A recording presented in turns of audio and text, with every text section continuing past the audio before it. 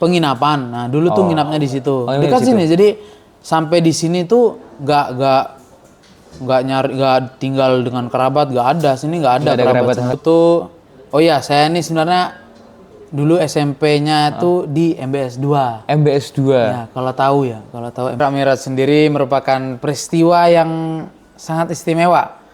Yang penuh dengan keutamaan. Di dalamnya tuh apa-apa semua pengen serba instan, generasi Z ini ya. Generasi Z. Generasi tempe.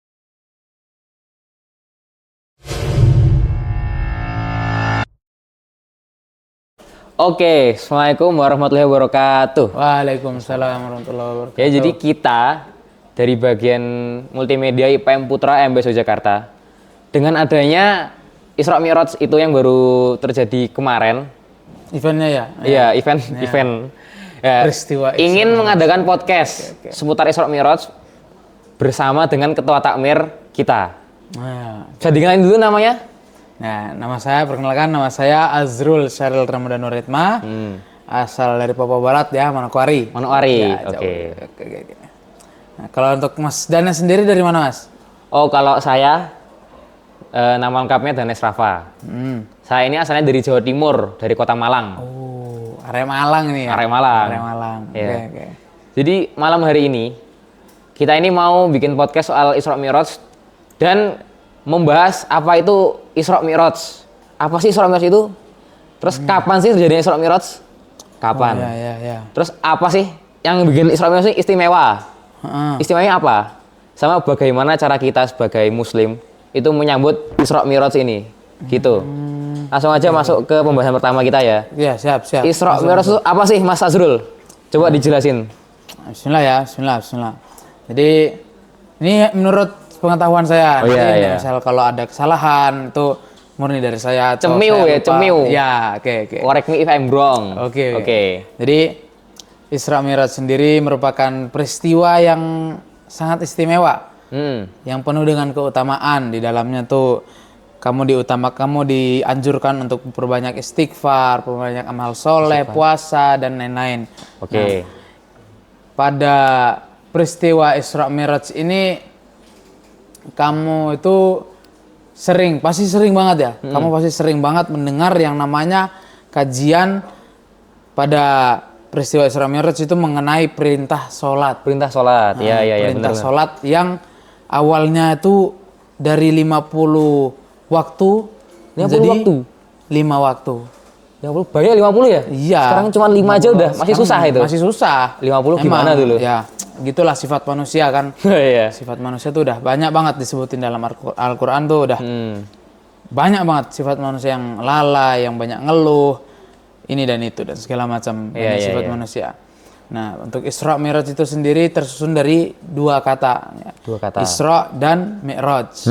Untuk Isra sendiri itu artinya dari Masjidil Haram ke Masjidil Aqsa.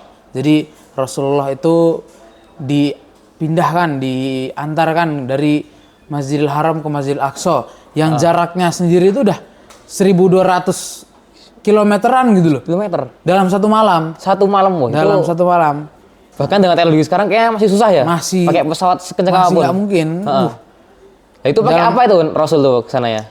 Nah, itu sebenarnya kalau itu mungkin pakai buruk nggak salah. Buruk namanya? Buruk. Ya. Buruk.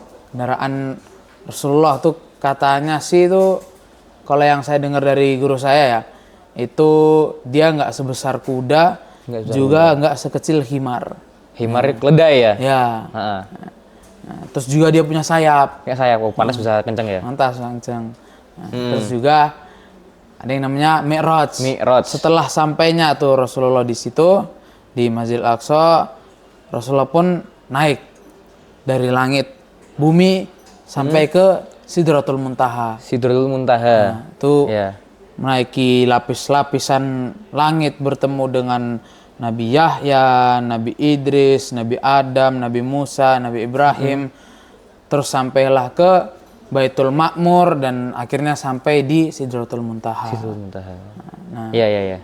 jadi Isra Mi'raj ini peristiwa yang sangat istimewa. Jadi dia itu peristiwa yang emang yang paling terkenal ya, paling kita lihat pasti itu dengan perintah sholat 5 Sholat. waktu. Nah, sholat 5 waktu sendiri ini yang awalnya dari 50 waktu itu terus Rasulullah minta turunin, ya Allah tolong dikurangi karena sesungguhnya hambaku ini tidak sanggup melaksanakan 50 waktu. Jadi bahkan Rasul pun mikirin kita umatnya ya. Iya, Rasul pun memikirkan 50 waktu. dari 50 turun 45, 40, 35, 30, 25, 20, 15, 10 sampai 5. Sampai akhirnya Itu 5. semua tuh memberi pelajaran bahwasanya sebenarnya Ya. Allah itu meskipun pas Rasul tuh sebelum minta tuh sebenarnya udah bisa Allah kasih tahu, dah kan Allah tuh kan maha pengetahui kan, Oh iya, ha. maha mengetahui segalanya, maha melihat. Dia tuh pasti tahu hambanya tuh kayak gimana, sifatnya kayak gimana, karena dia sendiri yang menetapkan sifat-sifat Iya, hambanya benar. itu. Maka kalau kita pikir ya, Allah tanpa Rasulullah minta pun sebenarnya Allah ngasih sholat perintah 5 waktu pun udah gitu. Gak harus diminta lagi Rasulullah ngerengek naik turun langit ketemu nabi ini dibilangin umatmu gak kuat naik turun sampai akhirnya jadi 5 waktu. Nah di situ kita belajar bahwasanya ada yang namanya proses. Jadi kita tidak bisa serba instan, apalagi kayak generasi sekarang kan. Gimana tuh, Apa-apa semua pengen serba instan. Generasi Z ini ya. Generasi Z. Generasi tempe. Ya. Iya. Generasi tempe. Yang ya diremes tuh langsung hancur gitu loh. Nah, itu kelemahan generasi Z itu ya situ. Mereka tuh kurang bisa mengapresiasi yang namanya proses. Nah, padahal Rasulullah dalam kisah Isra Mi'raj itu ada pelajaran yang namanya proses. Itu tidak bisa semuanya terus jadi instan. Jadi kayak Allah tuh nguji ya. Allah nguji tuh Muhammad pasti tuh nguji. kalau Ya, Allah nguji. apakah dia tuh mau berusaha, mau Mau berproses. Iya, mau Dari berproses. 50 jadi 5. Dari 50 Gitu jadi ya? 5. Dalam ya peristiwa Isra Mi'raj itu banyak banget hikmahnya. Nah, Gitu. Oh. seperti Tapi itu. kalau di zaman Rasul nih kan, zaman dulu itu kan Isra Mi'raj yang cuma semalam itu kayak mustahil gitu. Apakah dulu para sahabat langsung percaya gitu aja atau banyak yang menentang gitu? Itu bahkan banyak sahabat yang imannya goyah. Gimana gue ya? Imannya goyah. Kayak nggak dengan percaya gitu. Ini Rasul beneran apa bohong gitu? Tidak mungkinnya gitu mereka Iya. rasanya. Karena semua itu kejadiannya di luar akal gitu, di luar nalar gitulah. Gimana caranya bisa dari Mekah ke Palestina cuma satu malam? Satu malam. Padahal pernah itu pesawat jet dari Indonesia ke Madinah sendiri tuh pernah sampai 3 jam tuh. Berapa jam kok 3 jam ya? Itu tuh bahkan untuk teknologi sekarang ya. Teknologi sekarang yang kalau dihitung lebih jauh Indonesia Madinah nggak sih? Iya benar. Iya. Ya pasti mungkin lah lebih jauh itu. Tapi untuk satu malam itu dari Madinah, dari Masjidil Haram Ke Masjidil Aqsa. ke Masjidil Aqsa itu satu malam tuh udah di luar akal, di luar Apalagi nalar. dengan zaman dulu yang Zaman semua dulu yang pakai kayak gitu. unta kemana-mana. Iya, kemana-mana pakai Itu unta, kalau pakai ke Palestina itu ke Masjidil Aqsa kayaknya nggak mungkin ya. Nggak mungkin banget. Makanya Rasulullah dan sahabat-sahabatnya tuh pernah sampai goyah imannya gitu. Gitu. Ini mungkin ini gimana nih? Ini. Banyak pertanyaan yang timbul. Tapi ada salah satu sahabat Rasulullah yang imannya tuh kuat banget. Oh, siapa itu? Nah, itu si Abu Bakar. Abu Bakar. Kuat banget. Dia tuh tidak ada keraguan sedikit pun dalamnya. Semua yang disampaikan Rasul, semua yang dia saksikan, semua yang dia dengar dari Rasul tuh langsung dia diimani. Itu. Ya, mungkin ya itu sih sedikit dari yang saya ketahui dari apa itu Isra Mi'raj. Oke, jadi kita udah tahu tadi dijelasin sama Mas Azrul apa itu Isra Mi'raj ya. Ya. Jadi Isra Mi'raj itu adalah apa ya nyebutnya? Peristiwa di mana Rasul itu terbang. Naik ke langit. Naik ke langit. Iya. Dari yang awalnya dari Arab, dari Masjidil Haram ya. Dari Masjidil Haram. Terus pergi ke Masjidil Aqsa. Dari Masjidil Aqsa itu lanjut lagi naik ke langit ke-7. Sidratul Muntaha untuk bertemu Allah dan diberikan langsung syariat sholat. Perintah sholat. Ya. Berarti sholat ini kayak spesial banget gitu ya? Bahkan sampai perintahnya itu harus Allah yang ketemu langsung sama Rasul. Iya. Bahkan dalam surat Al-Isra itu dimulai dengan kata subhanallah, subhanallah. Subhanallah. Apa? Gimana ayatnya ya? Subhanalladzi asra bi abdihi lailan minal masjidil haram ila masjidil aqsa. Subhanalladzi asra. Itu tuh Allah tuh mensucikan peristiwa itu, bahwasanya peristiwa itu suci. Allah mensucikan bahwasanya orang yang melaksanakan, yang berada dalam peristiwa itu suci. Bahwasanya peristiwa itu dengan perintah sholat di dalamnya itu merupakan perintah yang mensucikan. Nah, makanya di situ dimulai dengan subhanallah, dengan kata mensucikan, kata suci. Nah, di situ kita dapat mendapatkan banyak pelajaran. Oke. Isra Mi'raj. Terus selanjutnya langsung aja mungkin kita udah tahu apa itu Isra Mi'raj. Kita udah tahu kalau itu tuh peristiwa yang sangat agung di mana Rasul itu dalam semalam dari Mekah ke Palestina ke atas. Terus kalau ini peristiwa istimewa bahwa Rasul itu dipanggil langsung ketemu Allah untuk diberikan perintah sholat. Nah, yang pengen dibahas mungkin dengan lebih lanjut, gimana cara kita sebagai Muslim itu menyambut Isra Mi'raj? Apa yang harus kita lakukan di hari untuk merayakan Isra Mi'raj itu? Cara menyambut Isra Mi'raj sendiri sebenarnya bagaimanapun caranya tuh enggak masalah selama dia tidak menimbulkan mafsadat, dia tidak menimbulkan kerusakan. Dia tidak menggoyah, dia tidak merusak iman. Mungkin seperti membuat drama kayak drama kita, mungkin salah satu teman kita udah berpura-pura jadi burak, terus kita jadi Rasulullah, kita naikin, nah terus ya kayak drama kita pergi terus kita misal bikin mihrab gitu kan, terus nggak ada Allah misal mungkin taruh tulisan Allah aja lah, tulisan Allah. Nah terus nanti kasih kayak dialog gitu. Nah Allah memberitakan untuk sholat ini dan ya kayak gitu. Mungkin seperti itu bisa, dan mungkin seperti yang kemarin dilaksanakan ya itu merupakan taklim pun bisa. Oh jadi dari bagian takmir itu untuk merayakan Isra Mi'raj ngadain acara taklim ya? Ya kajian. Kemarin ada taklim.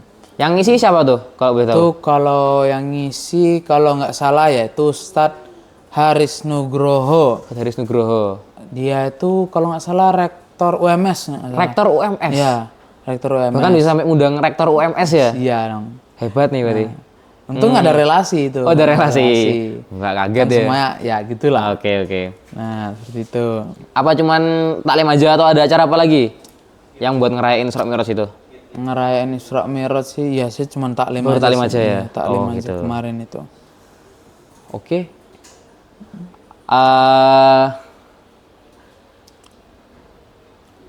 Gimana ini? Apa lagi nih? Isra Mi'raj. Oke, mungkin kita udah tahu soal Isra Mi'raj ya. Iya. Udah tahu soal dari apa itu. Oh iya. Apa lagi nih?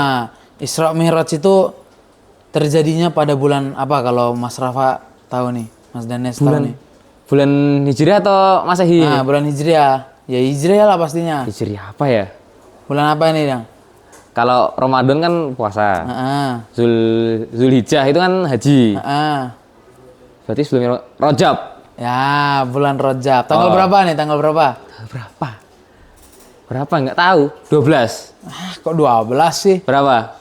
Tanggal 27 Rajab. Oke. Tanggal 27 Rajab. Bulan Rajab sendiri itu menjadi bulan yang istimewa juga. Makanya pada peristiwa Isra Mi'raj itu menjadi bulan yang istimewa, itu menjadi peristiwa yang istimewa juga. Nah, bulan Rajab ini dijuluki sebagai Situli. Iya. Situli. Iya, Situli. Tuli nggak mendengar. Oh, apa tuh artinya tuh? Nah, maksud dari bulan si Rajab ini memiliki julukan Situli itu karena Allah tuh memberi celah pada bulan ini, di mana dia itu tidak dapat mendengar kabar-kabar bahwasanya hambanya itu melakukan keburukan, melakukan maksiat. Bulan itu ditulikan dari mendengar perbuatan-perbuatan maksiat kita. Berarti artinya apa itu? Jadi kita Jadi bebas bermaksiat apa gimana? oh nggak gitu. Oh, bukan. Nggak gitu. Gitu. Meskipun Allah membuat bulan Rajab sebagai bulan yang tuli dalam mendengar maksiat kita, bukan berarti terus kita seenaknya. Karena dalam beragama ada yang namanya afdoliyah. Ada yang namanya menggunakan hati. Nah, ada yang menggunakan hati. Ya meskipun Allah mengatakan bulan ini tuh bulan yang tuli, kamu masuk maksiat seperti apapun nggak bakal didengarkan oleh bulan itu gitu loh, nggak bakal disampaikan. Mungkin ketika Allah tanya pada bulan itu, wahai Rajab, maksiat apa yang telah lakukan hambaku pada kamu pada waktumu itu, ya, pasti bulan Rajab pun akan diam gitu, karena dia tidak mendengar apapun, tidak mendengar kabar-kabar bahwasanya hambanya itu membuat kesalahan. Nah, pada bulan itu Allah tuh mengetahui gitu, karena bulan itu memiliki celah, hambanya pun memiliki celah. Maka dari itu dijadikanlah bulan itu sebagai bulan yang tidak mendengar celah-celah yang dilakukan oleh manusia, perilaku-perilaku tercela. Jadi Isra Mi'raj ini saking istimewanya sampai bulan terjadi itu juga jadi bulan yang istimewa ya? Yang istimewa juga. Di situ tuh bahkan ada keutamaan yang mengatakan melakukan kebaikan itu dilipat gandakan. Dilipat gandakan. Ganjarannya. Oke. Iya. Seperti itu. Bulan Rajab tuh. Isra Mi'raj. Setelah mungkin kita udah tahu ya Isra Mi'raj dari segalanya. Terus sekarang mungkin masuk ke sesi bebas ini. Oh ya. Setelah dari Isra Mi'raj kita pengen tahu ini sebenarnya Mas Azrul ini siapa sih? Dengan lebih detail dari kehidupan di pondoknya. Mulai dari bidang apa sih ini kalau di pondok itu? Jadi saya sendiri yang berasal dari Papua Barat ini ya mungkin sedikit cerita aja lah tentang diri saya kok bisa sampai berada di pondok ini. Kok bisa dari Papua itu kan jauh tuh, sampai Jogja itu ngapain? Kok bisa dapat? Sampai Jogja tuh ngapain gitu? Nah, tuh kok ceritanya saya bisa sampai di sini ya salah satunya karena ibu saya kan waktu itu kan liburan nih.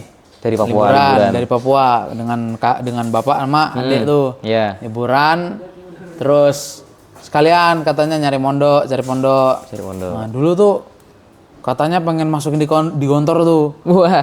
Dulu kan kalau dengar tentang kabar Gontor kan nanti bikin kesalahan dicambuk lah segala macam. Dicambuk. Gak mau aku masuk pondok tuh waktu itu. Gak mau masuk pondok. Ya udah. Nangis lah aku gitu. Tapi ya tetap dipaksa masuk pondok. Nah, akhirnya pas ibu tuh liburan terus nyari pondok, ketemulah MBS. Ditunjukin foto. Tuh ada lapangan, ada apa? Yang basket itu? Apa? Ring basket. Ada ring basket. Nggak salah ada fotonya tuh dulu waktu itu aku lihat. Nah, terus ini kok kayaknya tempatnya bagus nih ya, tempatnya bagus. Tapi ya bagaimanapun apa ya? Masih anak kecil kan, nggak bisa jauh sama orang tua meskipun tempatnya bagus kan, tapi kalau sama orang tua udah manja kan ya gitulah, nggak mau jauh lah, apalagi kan dari Papua, dari Papua. Nah, terus sampailah di wisuda SD, naik kelas, udah kenaikan kelas, udah naik SMP. Teruslah daftar di Jogja, gelombang pendaftaran. Nah, itu berarti gelombang 2. Tesnya ke Jogja langsung? Iya, langsung ke Jogja. Dari Papua terbang ke Jogja? Iya. Semangat itu mau mondok ya? Iya dong. Sekarang udah semangat lah. Udah semangat banget. Nah, sampai di sini, kalau nggak salah itu di mana ya? Pertigaan ini, keluar sini tuh ada penginapan. Nah, dulu tuh nginapnya di situ. Dekat sini. Jadi sampai di sini tuh nggak tinggal dengan kerabat, nggak ada. Sini nggak ada kerabat sama sekali ya. Jadi itu datang benar-benar ya udah cari penginapan, ternyata dapat di dekat situ. Dekat banget, tinggal jalan kaki udah sampai. Terus sempat ketemu pas pendaftaran, pas ujian itu ketemu dengan salah satu teman saya. Wisam. Nah, Wisam Abiu Safi. Oh, itu kenal dari SD. Enggak, itu ketemuan di sini pas pendaftaran. Oh, sempat ketemu terus kenalan waktu salah apa? Kenalan. Sesama pendaftar. Oh iya iya. Kan gelombang 2 Nah, kebetulan sekarang dia jadi anggotaku juga. Wih, jadi takmir juga. Jadi takmir juga. Kebetulan banget ya. Nah, gitu. Nah, saya juga dulu kok ini kayak pernah lihat gitu. Kayak pernah lihat. Malah ternyata si ini loh. Iya iya iya. Nah, terus ketemu sampai balik lagi Papua terus ya. Oh iya, kalau kan di MBS itu kita perpulangan ada 3 kali kan. Akhir tahun, Ramadan sama waktu kenaikan kelas. Ya. Nah itu untuk Azrul tuh gimana pulangnya? Apakah setiap perpulangan ke Papua atau gimana? Nah, jadi pas apa ya? Kan datang ke sini tuh, oh iya, saya kan ada kakak kan. Kakak. Nah, tapi waktu itu kakak saya tuh kan tinggalnya jauh tuh.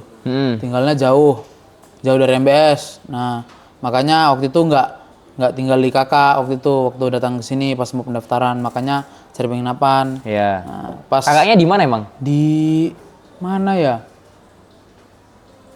Oh, kurang tahu kalau itu Di dulu. Jogja tapi. Pokoknya universitasnya waktu itu UTY. Oh iya, Teknologi di Jogja. Yogyakarta, ya.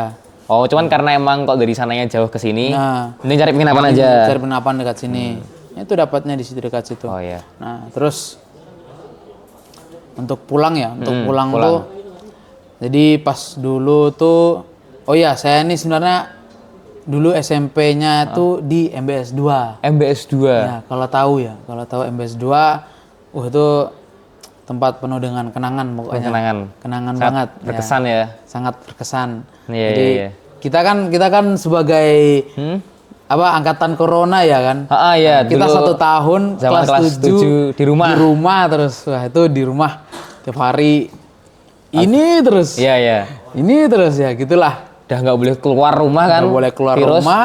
Di rumah nggak ada kerjaan ya. Ada Jadinya kerjaan ya, HP terus laptop terus. Itu pun kalau buka e-learning kan cuman hadir udah main lagi. Hadir. Kayak gitu. Azrul hadir.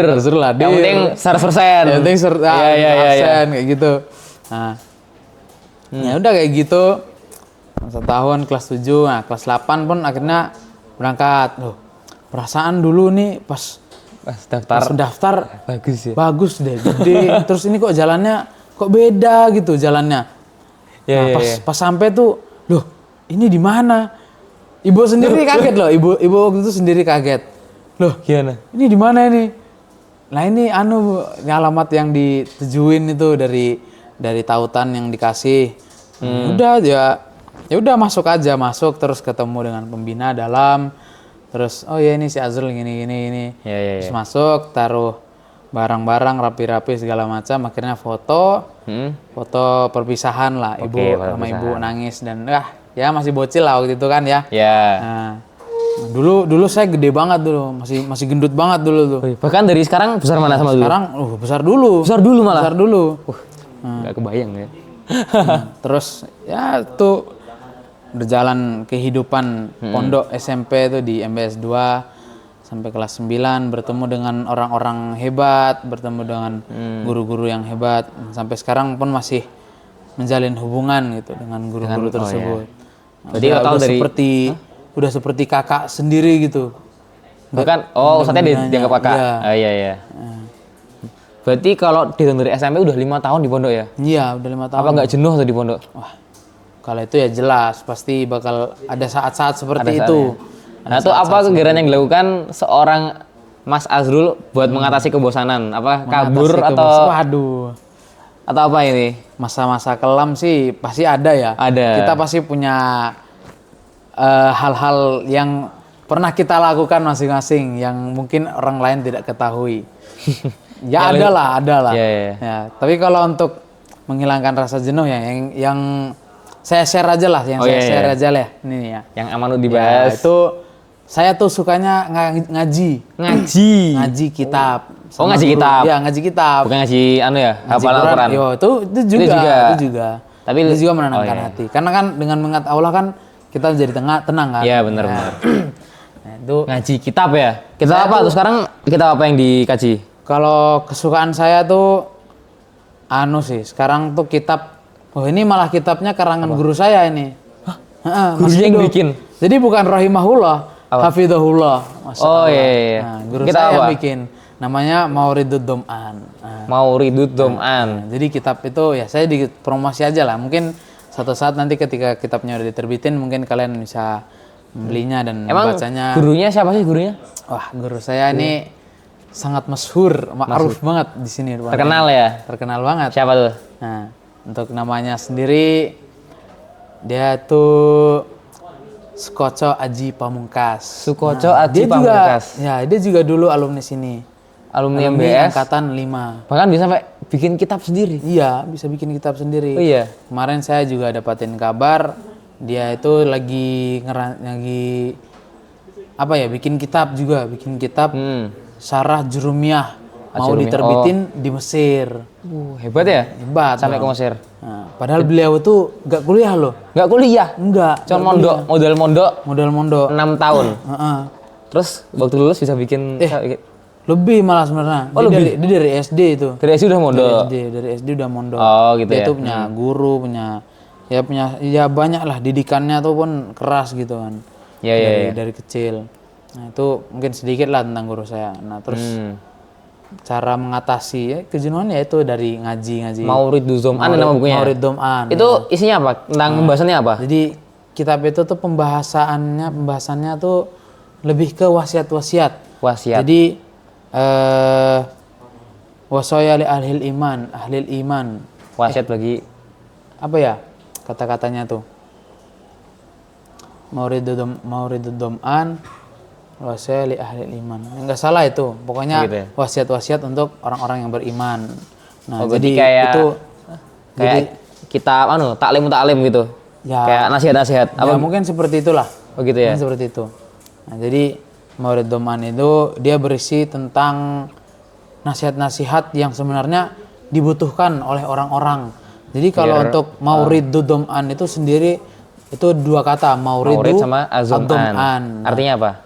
Maurid itu dia tuh telaga. Telaga. Nah, Ad-Dom'an itu orang yang kehausan. Orang kehausan. Nah, kitab itu dinamain Maurid Dom'an itu karena sebenarnya orang-orang itu mereka tuh membutuhkan wasiat-wasiat tersebut yang ada dalam kitab ini. Oh iya.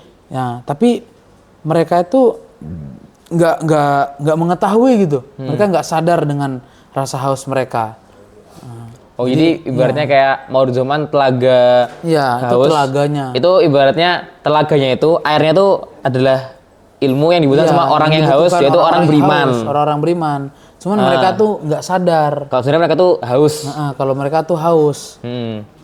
Padahal sebenarnya mereka tuh butuh dengan wasiat-wasiat tersebut. Di sana tuh ada diisi dengan ilmu, dengan akhlak, dengan banyak banget. Banyak ya? Banyak. Iya. Terus sebagai takmir nih kan, takmir tuh kerjanya apa kalau di MBS ini? Nah, takmir sendiri itu sebagai penyempurna dan pengarah. Apa ya? Kita tuh tugasnya itu membenarkan peribadahan santri, menyempurnakan peribadahan santri. Ya namanya ibadah ya, ibadah itu nggak cukup dengan sholat, pastinya dengan semua hal yang kita lakukan dengan ikhlas kepada Allah Subhanahu Wa Taala. Mungkin gitu. Ya kita juga bisa mengajarkan tentang akhlak, mengajarkan tentang adab, ilmu dan sebagainya. Iya. Nah, seperti itu. Ibadah. Jadi kita takmir ini, tapi kalau takmir ya lebih fokus ke masjidnya. Masjid, takmir. Masjid, Oh, iya. sholat 5 waktu sebenarnya. Nah, seperti itu. Kita meluruskan, kita membenarkan. Ibadah ini tentang ibadah. Ya, tentang ibadah, dasar-dasar ibadah tuh seperti apa dan bagaimana cara beribadah dengan benar, dengan dasar-dasarnya. Oh berarti yang ngurus sholat di masjid. Ya. Terus kalau puasa, taklim itu juga takmir yang ngurus atau ada yang lain? Jadi ada bidang kita angkatan pertama ya, angkatan 13 yang pertama kali memiliki 2 bidang ibadah. Apa aja? 2 bidang Takmir ibadah itu sama takmir dan kajian dakwah Islam. Kajian dakwah Islam. Jadi kita ini 2 bidang yang satu bisa dibilang. Sebenarnya satu. Ya, 2 bidang yang sebenarnya satu. Oh iya. Nah, tapi dipisahkannya ini menjadi sebuah rukhsah juga buat kita. rusuh keringanan ya. Keringanan buat kita. Jadi bagian KDI mengurus pada kajian, lebih fokus pada ilmu pengetahuan agama. Oh iya. Dan tapi kalau untuk takmir kita lebih fokus untuk mengurusi sholat 5 waktu. Tapi bagaimanapun juga tetap kajian dakwah Islam dan takmir ini dua bidang yang selaras, yaitu pada bidang ibadah. Ibadah. Ya. Ini yang membenarkan ibadah para santri. Ya, bagaimanapun ya kita tetap harus meluruskan mereka gitu. Tapi emang ibadah santri di MBS ini yang paling aneh itu apa sih? Kayak kelakuan santri di sini tuh. Kelakuan. Waktu ibadah misal kayak ada yang sholat tapi misal sarungnya ketinggian sampai lutut. Oh. Atau itu ada pasti. Oh, ada. Ada. Pernah ada. Itu tinggi banget tuh sampai pas banget di bawah mata kaki itu. Mata kaki di bawah lutut mata kaki. Jadi kayak pakai celana pendek gitu rasanya ya. Ya kelihatannya kayak gitu. Itu pernah juga ada. Nah, tuh gitu. Tapi kalau untuk kasus yang paling menjadi masalah yang lumayan menyulitkan kita dari takmir dan KDI itu adalah tempat sholat yang terpisah-pisah. Terpisah-pisah. Oh, jadi terpisah-pisah. Nggak jadi satu ya? Nggak jadi satu. Dipisahnya per apa tuh? Berdasarkan apa dipisahnya? Jadi di MBS ini tuh ada sekitar berapa ya? 1, 2, 3, 4, 5, 6. 6 tempat sholat. 6 tempat sholat. 7 tempat sholat. Di parkiran, terus di Masjid At-Tanwir, Pendopo Lama, Pendopo Baru, Pendopo Abuka, dan Masjid Albir. Oh iya. 6 ya? 6 apa 7 sih? Berapa tadi? Ya segitu lah. 6 ya segitu. Ya segitu. Astaga. Berarti kesulitannya itu ada di tempat yang terpisah-pisah. Ya. Berarti tempat yang terpisah ini menyebabkan susahnya komunikasi. Nah, kesulitan komunikasi, penyebaran informasi yang susah ya. merata. Nah, jadi bagaimanapun tempat sholat yang satu itu menyatukan hati juga. Oh iya, tapi emang hati. Ada rencana atau pernah nggak sih nyatain satu se-MBS itu jadi satu sholatnya? Nah, itu yang susah tuh. Susah. Karena asrama di MBS ini itu terdiri dari Pelempoh yang sangat jauh, terus AJS Abuka, habis itu ada Marangan. Bagaimanapun kan pusat dari MBS ini kan terpatoknya pasti di Marangan kan? Iya, benar. Terpatoknya pasti di Marangan. Nah, nanti untuk asrama-asrama yang jauh itu ya kayak asrama-asrama samping lah, asrama sampingan gitulah istilahnya. Nah, itu asrama-asrama yang jauh itu yang lumayan menyulitkan kita dalam berorganisasi di bidang takmir dan KDI karena sulit banget untuk menyampaikan informasi. Bahkan kita pengajuan apa ya? Kita tuh pengen beli sepeda loh. Beli sepeda. Nah, biar beli sepeda tuh untuk transportasi antar tempat sholat itu mudah. Mudah. Itu pun nggak turun-turun gitu dananya bagaimana. Dananya nggak turun-turun. Ya gitulah. Oh iya. Ya, kita di sini di organisasi belajar untuk bersabar kan ya, nggak bisa semua instan kan seperti yang tadi. Instan aja harus ditunggu ya? Iya. Semuanya kan ada ditunggu. prosesnya. Iya, proses. Mungkin kembali lagi ke Isra Mi'raj tadi. Harus ke proses. Ada proses, ada yang kita harus proses. Belajar berproses. Kita harus bersabar juga. Nah. Jadi ya itulah bidang takmir, keluh kesah mungkin. Keluh kesah takmir. Iya, benar. Jadi kayaknya takmir tuh sibuk banget ya. Susah, harus bangun pagi, bangun subuh. Terus sampai tidurnya aja mungkin telat. Iya, tidur telat bangun pagi. Tidur telat harus bangun pagi. Iya. Ya itulah yang dirasakan oleh takmir di MBS ini. Iya. Kita bagaimanapun sakit itu tidak boleh menjadi alasan. Sakit nggak bisa alasan. Tidak boleh menjadi alasan. Karena bagaimanapun yang kita urusi adalah umat Rasul. Iya. Karena kalau sampai karena kita di sini orang-orang yang diberikan amanah, diberikan tanggung jawab untuk mengurusi umat. Nah, umat yang ya mungkin hitungannya cuma di MBS lah. Yang 1.200 santri itu umatnya. 1.200 santri itu baru putra aja. Itu baru putra. 1.200. Kalau di putri kan ya udah bagian sana. Sebanyak itu takmirnya ada berapa sih takmirnya? Nah, takmir kalau takmir sendiri itu takmir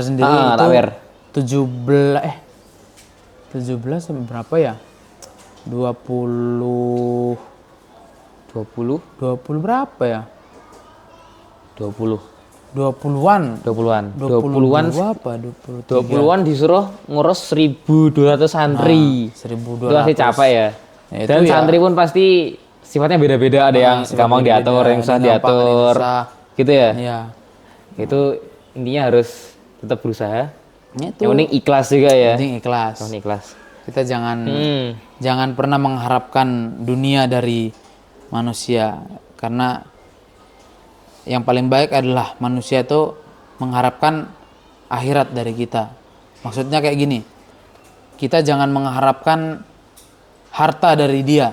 Nah, kita sebisa mungkin membuat dia mengharapkan surga dari kita. Kita mengajarkan tentang agama, kita mengajarkan cara beribadah, kita mengajarkan ya tentang dasar-dasar apa yang harus dia ketahui dalam berkehidupan di dalam gitu. agama Islam. Ya. Oke. Udah cukup. Atau mungkin Azrul ini mau ada lagi mungkin yang mau dibilangin?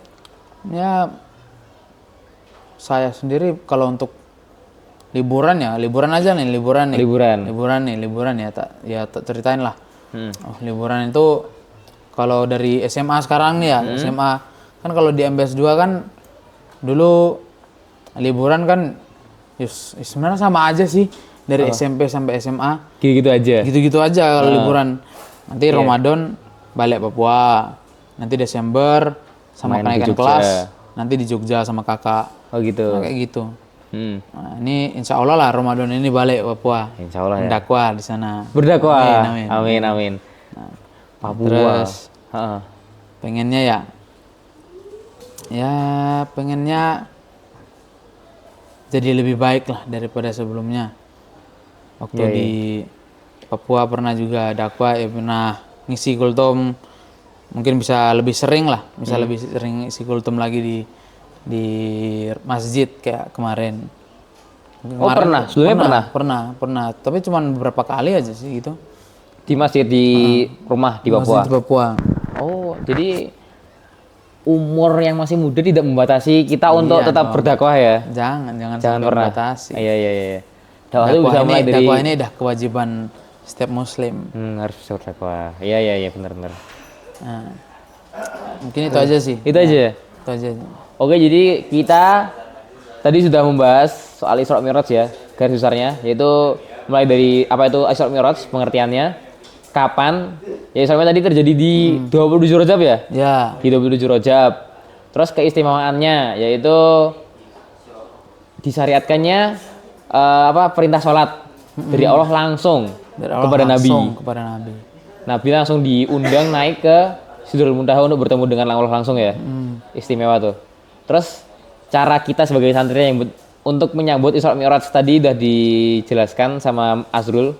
Kalau di MBS itu kemarin ngadain taklim ya, ngadain kajian soal Isra Mi'raj.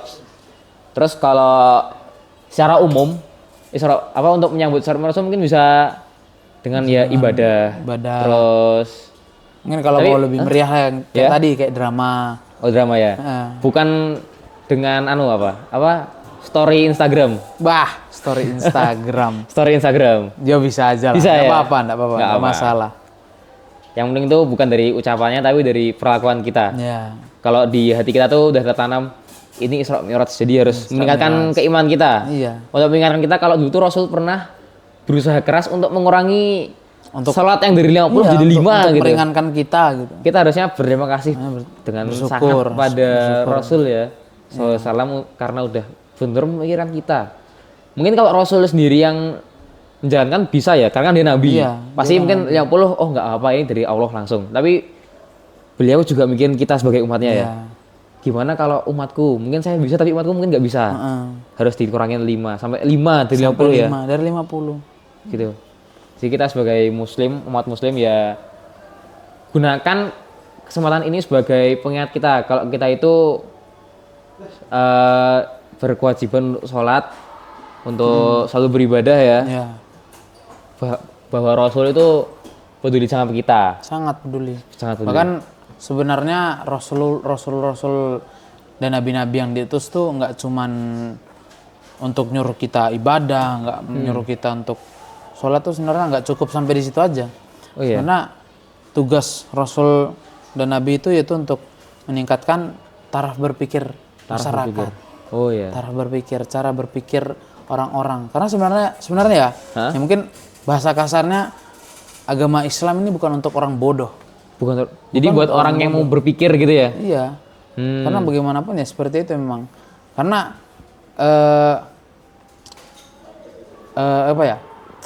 Aduh, lupa aku kata-katanya. Ini dari kitab Maurid Dom'an ini. Oh, dari kitab ya? karangan guru saya. Apa ya tuh kata-katanya? Mencari anwa'il ma'asi al-jahl. Nah, salah satu dari maksiat terburuk adalah kebodohan. Jadi kita nggak boleh bodoh ya? Nggak boleh. Disuruh pintar sama Allah. Bodoh tuh haram. Haram jadi bodoh. Bodoh tuh haram. Kita semua kan pasti punya bidang masing-masing.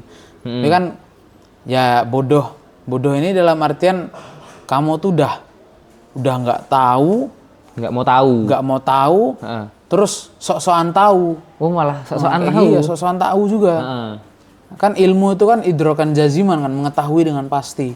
Ada jahal. Kalau dalam ilmu ushul fikih kan ada yang namanya jahlun basit sama jahlun murokab. Jahlun murokab ini yang bodoh banget lah. Bodoh banget. Tapi kalau jahal basit ini sekedar nggak tahu aja. Sekedar nggak tahu. Iya. Nah itu kita tuh sebenarnya rasul-rasul nabi-nabi itu yaitu untuk meningkatkan taraf berpikir kita. Kita cara hidup di kehidupan ini terus harusnya seperti apa. Bahkan mungkin sebenarnya kalau kita mau pakai logika ya, pakai logika itu sebenarnya ada baiknya kita pintar dulu. Kita pandangan kita terbuka terlebih dahulu, tapi hati kita tuh jangan sampai terkunci gitu dengan hal-hal yang namanya berbau agama. Nah, mungkin setelah itu pas kita mendapatkan hidayah pun, hidayah tuh gampang masuknya karena mata kita tuh udah terbuka gitu loh. Nah, kayak gitu. Sebenarnya nggak masalah, kayak gitu tuh bagus. Cuman kan ya di Indonesia ini yang orang-orang tuh kebanyakan percaya dengan hal mistis kan. Kebanyakan percaya dengan hal mistis. Nah, itu jahal murokab banget. Jadi hatinya udah susah dimasukin hidayah gitu. Bahkan jahal murokab. Sebenarnya untuk menghasilkan duit ya sekarang untuk menghasilkan duit sekarang itu udah sangat mudah. Nah, jadi kalau kamu mau pintar-pintaran ya, kamu tuh mungkin ini kesannya kayak menjual agama. Tapi di sini tuh kamu tuh membodohi orang bodoh. Nah, jadi itu ya ini sebenarnya bisa dilakuin untuk semua orang lah. Bahkan non-muslim juga pasti bisa ngelakuin ini ya. Apa itu? Kalau mereka paham tentang yang namanya konsep rezeki, konsep apa ya? Wah, ya yang namanya kayak gitulah. Mereka tuh pasti di YouTube kamu pernah nemu lah. Apa? Ayat ini diputar ayat ini agar kamu dapat rezeki yang berlimpah. Oh ya di YouTube banyak tuh zikir ayat. Itu bisa jadi cuman sekedar ayat surat Al-Qur'an surat dari Al-Qur'an yang ditaruh sembarangan. Terus tinggal dikasih judul aneh-aneh gitu. Tinggal dikasih judul kalau kamu putar ini kamu dapat rezeki segini ini. Nah, itu jahal merokap banget. Mereka tuh cuma mengikuti sesuatu, cuma melakukan sesuatu tapi tanpa ilmu gitu. Tanpa ilmu. Nah, padahal ya pertama yang harus kita lakukan tuh membuka mata kita. Itu meningkatkan taraf berpikir masyarakat. Itu tugasnya. Siap. Ya. Ini kita udah lama ini kayaknya. Ya, udah lama sih. Nggak kerasa ngomong sama Azrul ini seru banget rasanya. Iya. Seru Jadi banget, daripada udah kelamaan, daripada akhirnya kita ngobrol tanpa henti, mending disudahi dulu. Ya. Sudah ya. Jadi buat yang nonton, terima kasih karena udah mau menghabiskan waktunya yang berapa menit ini untuk nonton kita ini. Terima kasih banyak. Dan itu tadi pesannya. Isra Mi'raj ini jadikanlah kesempatan untuk meningkatkan iman kita kepada Allah. Perbanyak sholat mulai dari detik ini sambil menunggu bulan Ramadan ya. Perbanyak amal ya. Perbanyakan amal. Itu tadi dari kita, saya Danes Rafa dan Azrul. Pamit undur diri. Sekian. Wassalamualaikum warahmatullahi wabarakatuh.